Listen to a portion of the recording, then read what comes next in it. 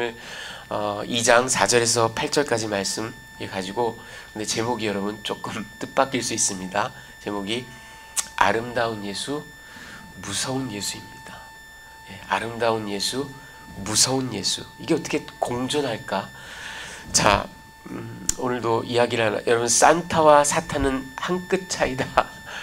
여러분, 저 가운데 산타의 한가운데 있는 N자를 딱 끄집어서 맨 뒤로 보내보세요.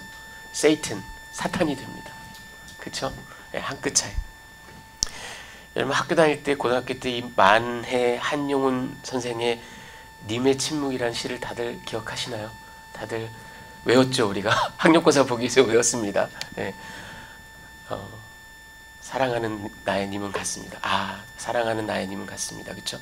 제가 생각하기에 한용운 선생의 님의 침묵 이후에, 해방 이후에 님을 소재로 한 가장 또 아주 유명한 탁월한 그런 시가 하나 있습니다. 들려드릴게요. 님이라는 글자에 점 하나만 찍으면 남이 되는 장난 같은 인생사. 님에다가 점 하나만 찍으면 남이 돼. 유행가 가사입니다. 시가 아니고. 자, 그것처럼 이 산타, 아이들이 너무 좋아하는, 어떻게 보면 약간 신령하고 거룩한 존재, 이 산타의 N자만 싹 갖다 바꾸면 세이튼. 여러분, 그 두 초등학생이 있었습니다. 두 초등학생이 주일 예배를 딱 마치고 그날따라 칠드런 미니스트리 목사님이 사탄에 대해서 아주 무시무시한 설교를 했어요. 영적 스피리추얼 워페어가 우린 있다. 이 사탄을 이겨야 된다. 애들 둘이 이제 딱 나오면서 심각해졌습니다. 한 녀석이 다른 친구에게 묻습니다. 야, 너 오늘 설교 어떻게? 애나 어른이나 교인들은 다 나가시면서 오늘 설교 어떻게 생각해? 오늘 설교 어떻게 생각해? 그냥 질문을 들은 애가 그 둘 중에는 조금 더 애가 좀 성숙하고 조금 더 어른스럽고 조금 더 약간 시니컬하기도 하고 그런 친구입니다. 가만히 골똘히 생각하다가, 야, 너 산타클로스 말이야. 산타클로스 우리가 어렸을 때 다 믿었잖아. 그치? 근데 어땠어? 알고 봤더니 니네 아빠가 산타였지? 사탄도 알고 보면 니네 아빠야. 이렇게 얘기를 합니다.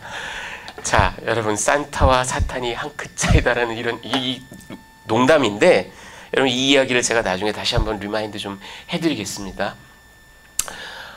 오늘 본문을 잠깐 좀 보면, 먼저 4절 5절에 산돌들로 지어진 집이다, 이런 house built with living stones. 자, 4절을 볼까요? 사람에게는 버림바가 되었으나 하나님께는 택하심을 입은 보배로운 산돌이신 예수께 나아가. 여러분, 예수를 보배로운 산돌, 그리고 the living stone, 그래가지고 이 대문자로, 영어로 대문자로 stone, 그게 단수입니다. 이렇게 표현을 했습니다. 이 산돌이 바로 예수님이다. 이 산돌이 사람들에게는 버림바가 돼. 저게 뭐야? 그래서 십자가에 못 박아 죽여버렸죠. 그런데 하나님의 택하심을 받은 이 산돌, 이 산돌이신 예수님을 사도 베드로가 얘기합니다. 그런 예수께 너희가 나아간다. 5절에 보면 그런 너희가, 예수께 나가는 너희도 역시 산돌같이 신령한 집으로, 스피리추얼 하우스로 그렇게 세워지고 예수 그리스도로 말미암아 하나님이 기쁘게 받으실 신령한 제사를 드릴 거룩한 제사장. 여러분, 이 거룩한 제사장이란 얘기는 다음 주에 계속해서 이제 또 나옵니다. 될지니라. 이번에는 너희가 산돌들이 된다. 이번에는 소문자 stone으로 썼어요. 그리고 복수로 씁니다. stones. 그러니까 예수, 산돌, 단수, 대문자 stone. 그리고 너희도 stones. 이렇게 된다. 얘기를 사도 베드로가 하고 있습니다. 자, 그리고 6절과 7절 상반절에는 보배로운 모퉁이돌을 이야기합니다. 우리 6절을 한번 같이 성경에 우리 한번 같이 읽어보겠습니다. 시작. 성경에 기록되었을 때 보라, 내가 택한 보배로운 모퉁이돌을 시온에 두노니 그를 믿는 자는 부끄러움을 당하지 아니하리라 하였으니. 사도 베드로가 이사야 28장 16절을 인용합니다. 하나님께서 귀하고 견고한 돌을 시온에 두시는데 하나님께서 택하신 보배로운 모퉁이돌입니다. 근데 그를 믿는 자는 부끄러움을 당하지 않을 것이다. 이렇게 이야기하고 있습니다. 그리고 7절 그러므로 시작 그러므로 믿는 너희에게는 보배이나 이 시온에 둔 이 돌이요 이 보배로운 돌이요 그 돌을 믿는 너희에게는 그 돌을 믿는 자들에게는 보배로운 돌이다. 이렇게 얘기를 합니다. 그래서 the precious cornerstone 보배로운 모퉁이돌. 자 끝으로 이제 7절 하반절에서 8절에는 그런데 똑같은 모퉁이돌이요 그 보배로운 precious stone이 이번에는 stumbling stone이 됩니다. 자 7절 하반절을 보면 믿지 아니하는 자에게는 건축자들이 버린 그 돌이 모퉁이의 머릿돌이 되고 시편 118편 22절을 인용한 겁니다. 사람들에게 버림받았다라는 거예요. 그런데 그게 모퉁이돌이 그 코너스톤이 됐다라고 얘기를 하죠. 그리고 8절에 다 같이 읽어보겠습니다. 시작. 또한 부딪히는 돌과 같이 넘어지게 하는 바위가 되었다 하였느니라. 그들이 말씀을 순종하지 아니함으로 넘어지나니 이는 그들을 이렇게 정하신 것이라. 이건 다시 이사야 8장 14절을 인용해서 그 돌이요 여러분 부딪히는 걸려 넘어지는 stumbling stone이 된다라는 거예요. 믿지 않는 자들에게. 그리고 이사야 말씀에는 여기엔 나와 있지 않지만 그게 함정과 올무가 된다라고까지 얘기를 합니다. 누구에게? 순종하지 않는 자들에게 또는 믿지 아니하는 자들에게. 자, 그래서 오늘 이 4절에서 8절까지 얘기에 보배로운 모퉁이 돌이신 예수. 그런데 at the same time 걸려 넘어지게 하는, 심지어는 함정과 올무가 되게 하는 그런 거치는 돌, 부딪히는 돌이신 예수를 이야기하고 있습니다. 제가 오늘 이 말씀을 가지고 여러분께 두 가지 메시지를 좀 전해드리고 말씀을 뵙겠습니다. 첫 번째는 이겁니다. 신령한 집, 그 spiritual house라는 게 오늘 본문에 나옵니다. 이 신령한 집이라는 비유를 좀 자세히 설명을 해드리겠습니다. 오늘 7절 말씀에 이 건축자들의 버린 돌이 모퉁이 돌이 되어서 그 모퉁이 돌이 주축이 되어서 신령한 돌들로 집이 지어져 간다라고 사도 베드로가 그런 이미지, 심상을 우리에게 전합니다. 그런데 이 돌이, 모퉁이 돌이 하나님이 택하신 보배로운 산돌이, the living stone, 대문자를 딱 써가지고 the living stone 이렇게 얘기를 합니다. 그분이 바로 예수라는 거예요. 그리고 그 예수를 믿어 그 예수께 나아가는 한 사람 한 사람, 바로 여러분, 바로 1세기 소아시아의 교인들이 하나하나가 또 역시 살아있는 작은 산돌들, living stones가 된다라고 얘기를 합니다. 그래서는 이 돌들로 지어진 신령한 집을 이야기합니다. 이 5절에 너희도 산돌같이 신령한 집으로 세워지고 이런 얘기를 하는데요. 여러분 이 신령한 집, 이게 바로 오이코스 푸니마티코스 이런 말을 하는데 이게 하우스 스피리추얼 이런 말입니다. 신령한 집. 자, 그런데 예수를 주로 하는 이 신자들의 모임을 바로 이 교회를 이 신령한 집, 그런데 석조 건물, 돌로 지어진 이런 건물로 사도 베드로가 비유를 하고 있습니다. 그래서 여러분 이 석조 건물을 이렇게 제가 그 이미지를 하나 가지고 왔는데 여러분 이 석조 건물을 보면 어떤 이미지를 떠올리십니까? 돌들이 이렇게 다 하나하나 interconnected 되어 있죠. 그래서 상호 연결되어 있다라는 이미지를 우리가 받을 수 있죠. 그리고 그뿐만 아니라 이렇게 곰곰이 생각해 보면은 아주 복잡해요. 이게 굉장히 돌들이 이렇게 쫙 복잡하지만 굉장히 structurally 구조가 아주 아름답습니다. 그래서 아름다운 구조를 가지고 있다라는 그런 이미지도 우리가 떠올릴 수 있죠. 그리고 또 균형, balance, 그 다음에 통일성, unity 이런 것들이 이렇게 석조 건물을 우리가 딱 보면 느껴집니다. 어디 이쁨이겠어요? 그리고 가만히 생각해보면 여러분 이 석조 건물이라는 건 뭐 목재라든가 뭐 이런 걸로 지어진 것보다 굉장히 견고하죠. 아주 단단하고, 예, 바람이나 뭐 폭풍이 와도 절대로 흔들리지 않고, 그렇죠? 그런 견고함, 단단함. 그리고 또 이미지가 어디 이것뿐인가요? 여러분 중세 그 고딕 양식으로 지어진 엄청나게 높은 그 성당 같은 거 이런 걸 한번 생각해 보세요. 다 석재로 되어 있죠. 아주 그 웅장한 장엄한 그 보는 사람을 기가 질리게 만드는 그런 어떤 엄숙함 이런 것들이 우리에게 일차적으로 떠오르는 그런 이미지입니다. 하지만 사도 베드로가 여기서 얘기하는 이미지는 저는 그런 것과는 좀 거리가 멀다라고 생각해요. 여러분 이 비유 자체는요. 이 비유 자체는 사실은 굉장히 파워풀한 비유지만 엄밀하게 따져보면 사실 좀 말이 되지 않아요. 예, 약간 문학적 역설이고 시적 파괴입니다. 미국 사람들은 이런 표현을 oxymoron 이렇게 얘기를 하죠. 뭐냐 하면 the living stone 이게 뭐예요 여러분? 돌이라는 건 생명이 없는 무기물이잖아요. 광물이잖아요. 그렇죠? 거기 그 돌이라는 건 호흡하지 않고 번식하지 않고 자라지 않아요. 이거는 그냥 무기물이에요. 생명이 없어요. 그런데 그 돌을 living stone이라고 오늘 비유를 했습니다. 이건 마치 미국 사람들이 말하는 옥시모론이라는 게 뭐냐면 뭐 아무개와 아무개가 사귀는 거는 뭐 공공연한 비밀이야 이런 말 하잖아요. 공공연한 비밀이 어디 있어요? 여러분 그게 옥시모론이에요. secret이란 말은 그 definition 자체가 정의 자체가 한두 사람만 알고 있다는 얘기예요. 공개되지 않았다는 얘기예요.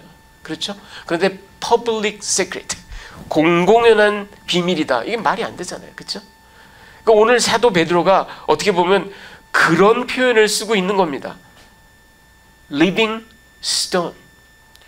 그런데 이 문학적인 파괴, 이 언어적인 역설에 그리고 이 옥시모로닉한 이런 표현에 사실은 굉장히 파워풀한 메시지가 숨겨져 있는 겁니다. 뭐냐면 아까 보여드린 이 석조 건물, 여러분, 이 석조 건물. 이게 우리가 딱 봐도 이거는 그냥 무형, 움직이지 않는 생명체가 없는 유기적인 그런 그 존재가 아닌 유기물이 아닌. 그런데 이게 살아 있다라는 거예요. 사도 베드로의 표현이에요. 여러분 이걸 가만히 생각해 보면 이렇습니다. 여러분이 아시다시피 이 사도 베드로, 이 갈릴리 어부 출신, 아주 투박한 사람, 아주 저돌적인 사람, 아주 공격적이고 적극적이고 막 물불 가리지 않는 그 템퍼가 있는 그런 사람. 그래서 지도력도 있고, 하지만 또 그래서 실수도 많이 하고, 나를 물 위로 걷게 해주십시오. 그랬다가 풍덩 빠지고. 예. 그러면 내가 목숨이 날아가도 예수님을 끝까지 쫓겠습니다. 막 이러다가 새벽 닭이 울기 전에 3번이나 난 저자를 모릅니다. 욕해가면서 거부하던 그런 사람.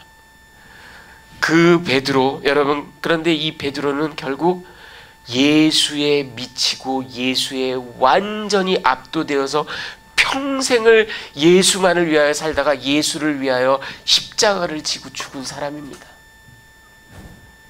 여러분 그는 그 자기가 빠져가던 그 풍랑 속에서 얼른 손을 내밀어서 자기를 건져주시던 자기의 마스터, 주인이신 예수의 그 손길을, 그 따뜻한 손을 죽는 날까지 아마 기억했을 겁니다. 그리고 그 스승을, 그 주님을 3번이나 부인하고 처참한 심령으로 갈릴리로 돌아가 있던 그에게 부활하여서 찾아오셔서 요한의 아들 시몬아, 내가 나를 사랑하느냐 3번이나 자기를 회복시켜 주시던 그 예수를 아마 죽는 날까지, 그는 살아가면서 예수라는 말만 나오다 아마 눈에 눈물이 주르르 흘렀던 사람일 겁니다. 그가 평생을 자기 주인이신, 자기의 구원자이신 예수를 묵상하면서 그가 떠올린 말은 아마 이거였을 겁니다. 요한복음 15장에 보면요, 오늘 사도 베드로가 쓴 표현을 어떻게 보면 그거의 원형이라고 할 수 있는 말씀을 예수님이 직접 하셨어요. 자, 우리 같이 한번 읽어보겠습니다. 나는 시작. 나는 포도나무요 너희는 가지라. 내 안에 내가 그 안에 거하면 사람이 열매를 많이 맺으니 나를 떠나서는 너희가 아무것도 할 수 없으리라. 우리 예수께서 이 말씀을 직접 하시면서 가르쳐 주셨습니다. 너희가 나에게 붙어 있어라. 내 뿌리로부터 영양분이 너희에게 공급이 되어야 가지인 너희가 열매를 맺는 법이다. 그렇게 살아 있어라. 살아 숨쉬어라. 살아서 열매 맺어라. 이렇게 얘기한 겁니다. 이 말씀을 평생을 묵상을 하던 베드로가, 역시 여러분 오늘 말씀에도 보다시피 베드로가 이 사람은 구약 정통한 사람입니다. 우리가 이 베드로를 갈릴리 촌부라고 얕봐서는 절대 안 돼요. 이 사람도 회당에서 13살까지 쭉 하고 시편 이사야 막 달달달달달 외운 사람이에요. 기가 막히게 구약을 잘 알고 있어요. 이 사람이 구약의 그 시편 118편 22절, 사람들이 버린 모퉁이 돌이, 건축자들이 버린 그 모퉁이, 그 말씀을 다 이렇게 연결하면서 우리 주님의 말씀이 이거였구나 하고 베드로답게 재해석하고 다시 비유를 한 게 이겁니다. 여러분, 석조 건물을 생각해봐라. 거기 모퉁이 돌, 그리고 그 모퉁이 돌을 중심으로 쫙 인터커넥티드 되어 있는데, 너희가 이 요한복음의 말씀처럼 살아 숨쉬어, 역설적이지만 살아 숨쉬어야 된다라는 거예요. 그래야 열매를 맺고 그래야 생명력이 있다라는 거예요. 여러분, 교회는 이 말씀이 왜 우리에게 중요하냐면, 이 하우스 스피리추얼, 이게 왜 우리에게 중요하냐면, 얼핏 보면 이 석조 건물에 대한 사도 베드로의 비유를 우리가 보면서 역시 베드로답네. 그래서 굳세게 힘차게 장엄하게 그냥 어떤 폭풍이 와도 그냥 딱 버티고 서 있는 석조 건물. 아니요, 여러분. 그것도 중요하지만 그거보다 진짜 베드로가 하고 싶은 거는 리빙 분야예요. 마치 포도나무 비유처럼 너희는 살아있어야 된다라는 거예요. 여러분, 오늘날 교회가 그 베드로의 비유를 1차원적으로 해석하는 경우들이 너무나 많습니다. 거대한 외양, 막강한 재정, 엄청나게 많은 멤버십, 사람들 숫자, 그리고 신문 지면에 막 이름이 떠들썩한 그런 어떤 그 명성, 규모, 이런 것들이 교회의 가장 중요한 가치처럼 되어버렸어요. 하지만 예수께서 말씀하신 교회는, 사도 베드로가 얘기한 교회는 living, 살아있다라는 거, 연결되어 있다라는 거, 열매를 맺는다라는 거, 성장한다라는 거. 그 규모가 중요한 게 아니라, 그 재정의 규모가 중요한 게 아니라, 사람들의 숫자가 중요한 게 아니라, 사람들이 제 아무리 많아도 성장하지 않고 증식하지 않으면 그거는 살아있는 리빙스톤이 아니에요. 비록 교회가 소규모고 작아도 성장하고 있고 생명력이 있고 그리스도와 연결되어 있고 뭔가 이 유기적인 결합이 계속해서 이루어지고 있고, 믿지 않는 자들을 교회로 초청해서 자꾸 리프로듀스하는 그런 역할을 하고 있다면 그 교회는 살아있는 교회입니다. 여러분, 신령한 집, 하우스 스피리추얼은 우리가 다시 한번 베드로의 진의를 생각해 볼 그런 중요한 문제가 아닌가 생각을 합니다. 자, 두 번째 메시지는 이겁니다. 복음의 양면성. 오늘 제일 중요한 얘기를 좀 해야 되겠습니다. 가스펠을 제가 both terrific and terrible, 이렇게, 이것도 역시 옥시모로닉하죠.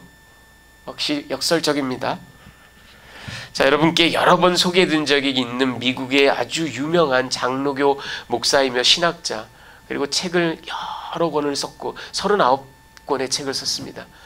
20세기에 많은 그 복음주의적인 기독교인들에게 영향을 미쳤던 이 사람, 이름이 비크너, 이 발음이 특이합니다. 프레드릭 비크너입니다.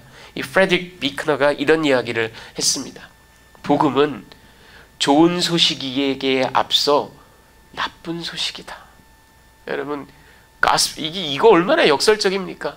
가스펠이라는 게 good news, 원래 good news인데 복된 소식, 복음. 근데 비크너라는 신학자의 표현에 의하면 아니, 좋은 소식이 되려면 먼저 bad news여야 된다는 얘기예요.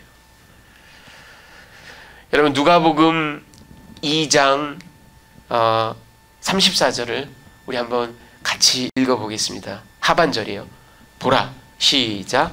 보라, 이는 이스라엘 중 많은 사람을 패하거나 흥하게 하며 비방을 받는 표적이 위하여 세움을 받았다. 이 무슨 해괴망측한 예언의 이야기입니까?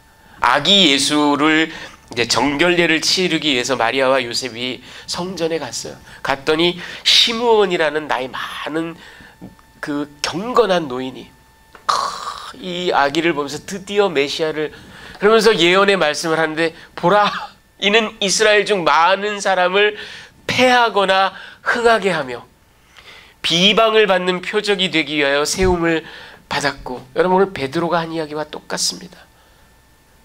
그 돌이, 코너스톤이 우리에게는 보배로운, 우리를 흥하게 해요.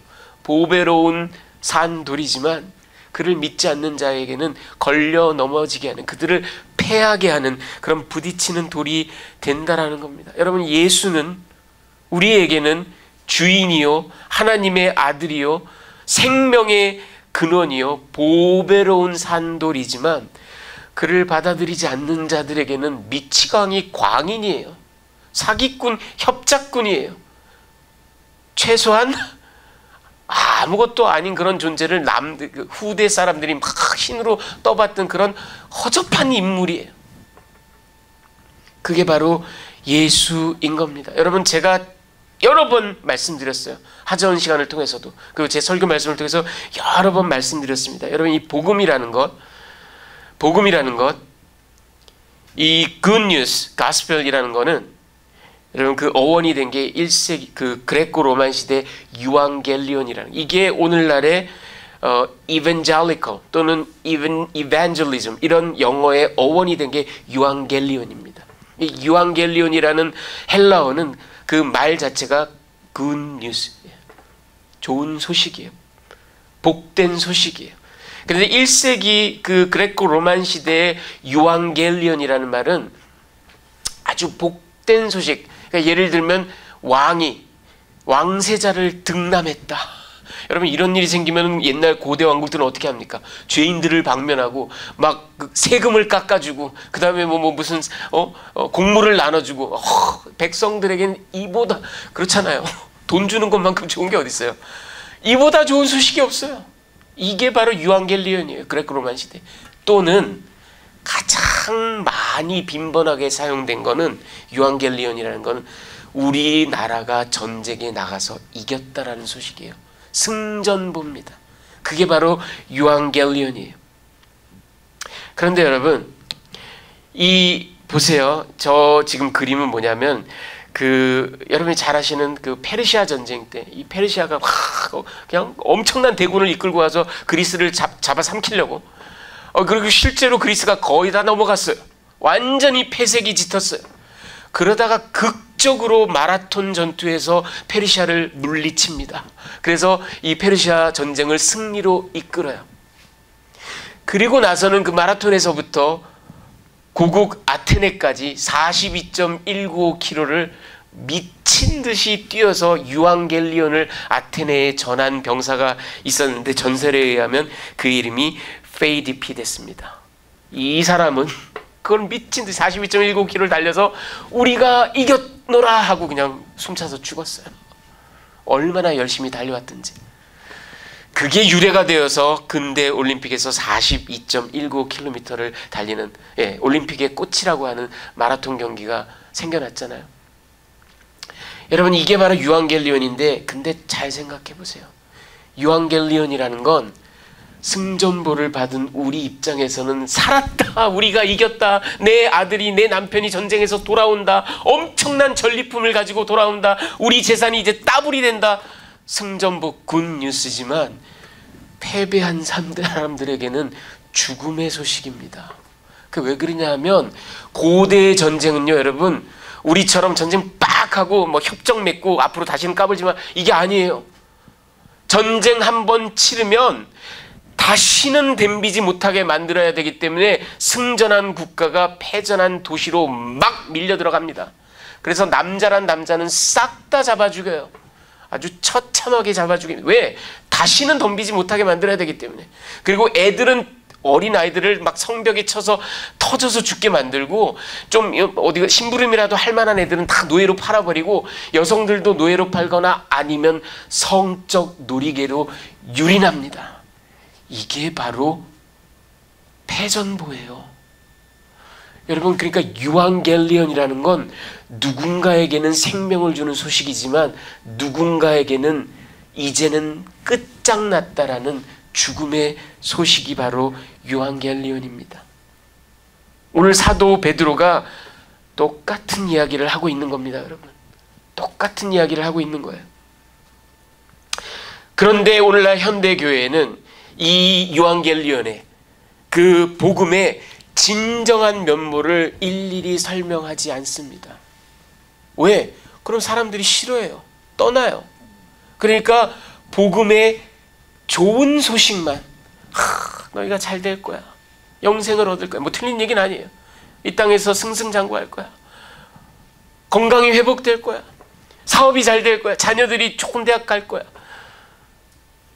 그러면 좋죠. 근데 복음의 약속이 사실은 그런 건 아니라고요. 이 땅을 살아가면서 우리는 오히려 고난받고 고통받는 경우가 오히려 더 많습니다. 복음의 진정한 복된 소식은 그 모든 것을 예수께서 이기셨다는 거예요. 우리에게 영원한 생명이 있다라는 겁니다.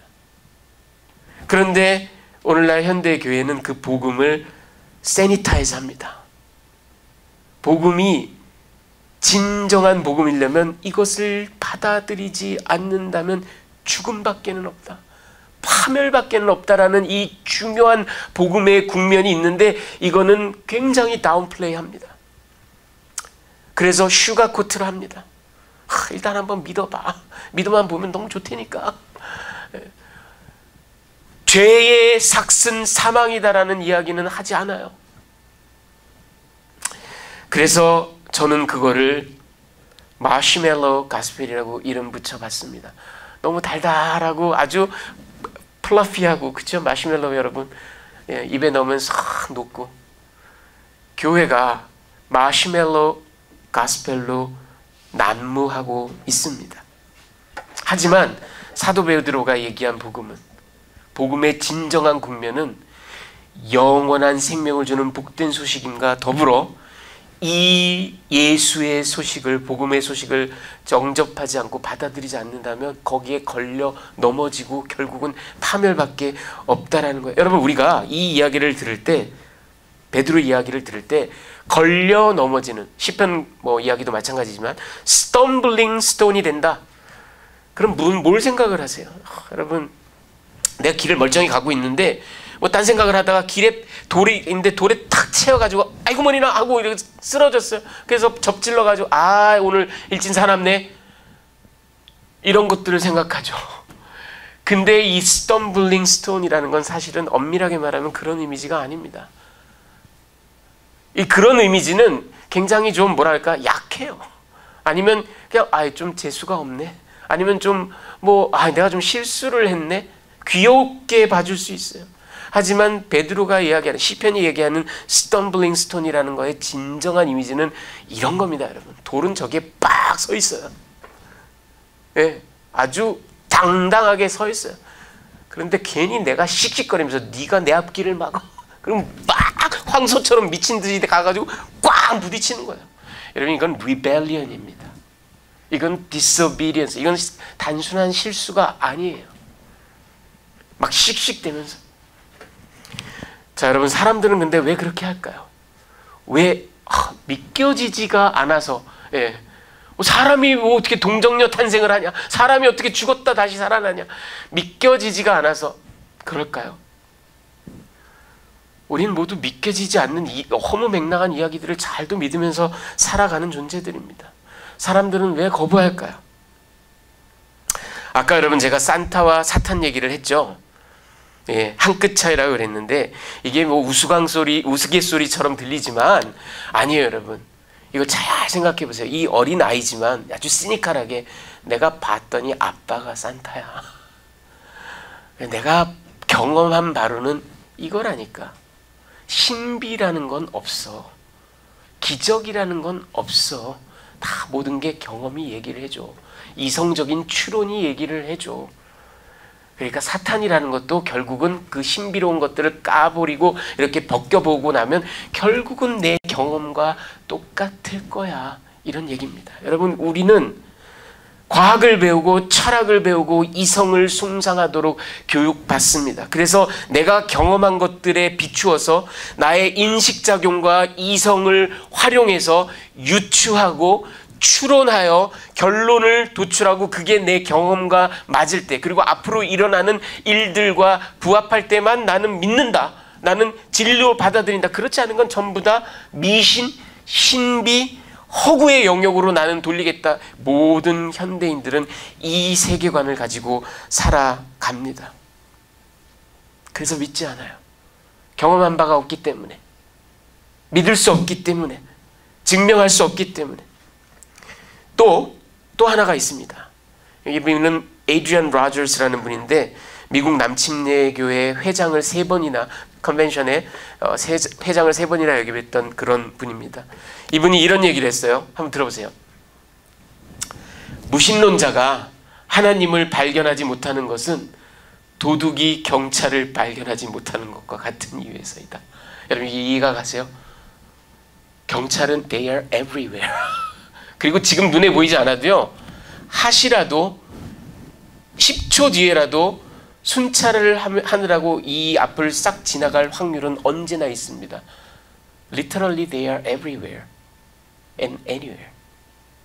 그런데 도둑은 내가 저 집을 털어야 되겠다, 저걸 털어야만 내 빚을 갚고 내 노름빚을 해결하고 내가 뭘 하겠다 마음을 먹은 이상은 안 보입니다. 경찰이. 왜? 자기 의지적으로 선택적으로 그것을 택했기 때문에. 여러분 사람들이 왜 이 예수를 받아들이지 않습니까? 선택적 수용. 선택적으로 자기 이득에 맞게, 자기 니드에 맞게 모든 것을 수용하고 강렬한 욕구에서 세계를 해석한다라는 겁니다. 자, 하지만 오늘 말씀드린 것처럼 여러분 복음은 양면적이에요. 복음은 good news이지만 사실은 아까 비크너가 얘기한 것처럼 bad news이기도 합니다. 복음은 terrific, 아주 멋들어진 이야기이기도 하지만 동시에 terrible, 받아들이지 않으면 영원한 파멸이에요. 그리고 복음은 fantastic, 환상적인, 너무나 기가 막힌 얘기지만 at the same time frightful, 끔찍한 얘기예요. 그런데 복음을 전할 때 우리는 디트릭 바네프가 얘기한 이 cheap grace, 값싼 복음으로 복음을 전락시켜버립니다. 그리고 복음을 슈가코트합니다. 마시멜로. 왜 그럴까요? 여러분, 왜냐하면 교회에도 자본주의가 들어왔기 때문이에요. 교회에도 마케팅이 들어왔고, 교회에도 성장 전략이 들어왔고, 교회에도 본질보다는 빨리빨리 크고 빨리빨리 유명해지고 빨리빨리 재정이 늘어나고 그래야 유명해지고 내가 방송에도 나가고 유튜브도 하고, 그러다 보니까 듣기 좋은 얘기만 선별적으로 하고 싶은 거예요. 그래야 멤버십이 늘어나고, 멤버십 equals 돈, 명예.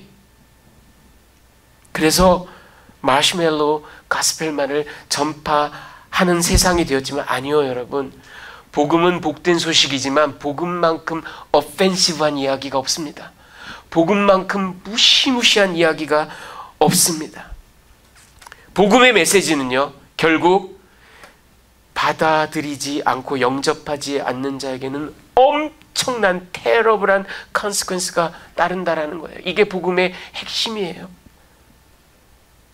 그리고 여러분, 제가 오늘 여러분에게 마지막으로 한 가지 반전을 드립니다. 복음은요 여러분, 제가 아름다운 예수의 이야기이기도 하지만 무서운 예수의 이야기이기도 하다라고 얘기했죠. 왜 그러냐? 받아들이면 영생과 기쁨, 영원한 복락, 그러니까 굿뉴스. 하지만 받아들이지 않으면 영원한 파멸, 형벌, 심판. 여기까지는 여러분이 쉽게 이해를 하실 수 있어요. 하지만 저는 이 베드로의 말씀을 깊이 붙잡고 묵상을 하면서 이런 깨달음을 얻습니다. 여러분 한번 잘 생각해 보세요. 복음이 우리에게는 굿뉴스입니다. 그렇죠? 여러분 인정하시죠? 그런데 엄밀하게 생각해 보시면 우리에게조차도 처음에는 무서운 이야기였습니다. 그게 바로 비크너가 얘기한 굿뉴스이기 전에 배드뉴스다라는 얘기와 일맥상통하는 이야기입니다. 무슨 얘기냐? 여러분, 오늘 베드로가 산돌로 예수님을 코너스톤 그렇게 얘기를 했죠. 저는 그 예수님을 같은 돌인데 이 돌망치라고 비유하고 싶습니다. 자, 왜 그러냐면요, 이 돌망치이신 예수는 복음을 받아들인 저와 여러분도 사실은 여러분 되돌이켜 생각해 보세요. 이니셜 페이스를 생각해 보세요. 우리가 예수를 만났을 때 그 돌망치신 예수께서 여러분과 저의 자아를 남김없이 부셔버렸어요. 그 자아가 부서졌기 때문에 우리는 예수님을 주인으로, 하나님의 아들로 영접하는 겁니다. 그러니까 우리는 돌에 맞아 이미 깨어진 존재입니다. 그런데 저 돌망치이신 예수가 이번에는 끝까지 예수를 저주하고 부인하는 사람들에게는, 그때는 마지막 심판 때는 뭐 깨어지고 새로운 자아가 태어나 이런 거 아니에요. 그때는 it's too late. 그때는 그냥 그야말로 완전히 산산조각을 내버리는 완전한 형벌, 완전한 파멸의 심판으로 돌망치가 되시는 겁니다. 여러분, 예수는, 코너스톤이신 예수는 돌망치 예수입니다. 저와 여러분이 복을 받은 건, 그분이 보배로운 모퉁이돌이 될 수 있었던 건 그 돌망치에 맞아서 내 자아가 깨어졌기 때문입니다. 여러분, 이게 바로 예수이요 가스펠 복음입니다. 아름다운 예수이며 무시무시한 예수입니다. 사도 베드로가 오늘 이야기하고 있는 이 코너스톤, 동시에 보배로운 모퉁이돌이 되면서 동시에 거쳐 부딪혀 넘어지게 만드는 그런 스텀블링 스톤이 되는 이 예수, 돌망치이신 예수. 여러분, 우리가 비록 혼탁한 세상에 살고 복음도 굉장히 많이 워러다운되고 그 다음에 그 불순해지고 또 여러 가지 그 논리들로 이렇게 희석화된 이런 세계에 살아가고 있지만, 여러분, 복음의 진정한 의미를 마음에 깊이 새기셔야만, 여러분, 제가 무서운 얘기를 하려고 이런 얘기를 하는 게 아니라 그 깊은 의미와 그 양면적인 이야기를 전부 다 알고 있어야만 우리가 누리고 있는 이 복된 소식이 얼마나 복된지 우리가 진정으로 깨달을 수 있고, 그리고 정말 타는 듯한 가슴으로, 정말 뜨거운 그 절절함으로 내 주변 사람들을, 너 저대로 가다간 저 돌망치에 맞아서 완전히 작살나, 절절한 마음으로 예수의 이름을 전할 수 있기 때문에, 여러분, 이 소식은 우리가 반드시 우리 마음에 깊이 새겨야 될 예수님의 진정한 모습인 줄 믿습니다. 우리 같이 기도하시겠습니다.